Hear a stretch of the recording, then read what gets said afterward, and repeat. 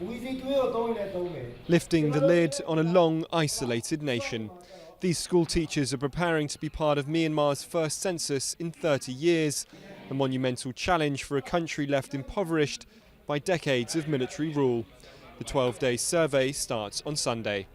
The most important thing for a country is to get the exact facts and figures of the population. If we get these facts, it can be a support for our nationals and our country. But the census is already proving controversial and led to protests in western Rakhine State, where there are deep divisions between Muslims and Buddhists. This week, one child was killed in the violence. Across Myanmar, the government is in talks with various ethnic rebels trying to end numerous conflicts, but there are concerns that negotiations could be threatened by how the data is ultimately used. If this is done unfairly, so the ethnic nations will suffer some feelings. They will get some feelings, bad feelings.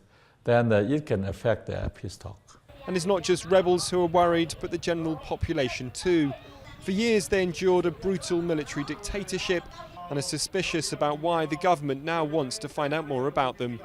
The UN, which is helping to run the census and has been criticised for failing to address these political concerns, says it will be impossible for the collected data to be traced back to individuals. The deep mistrust cannot be washed away in one swoop. It's going to take time. It's going to take governments like the current government proving itself, and I think we can see that reform is serious.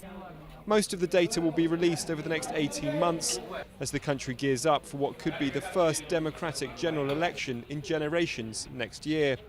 But with violence threatening to boil over again, in some areas the country's first population survey in 3 decades could be derailed before it even begins.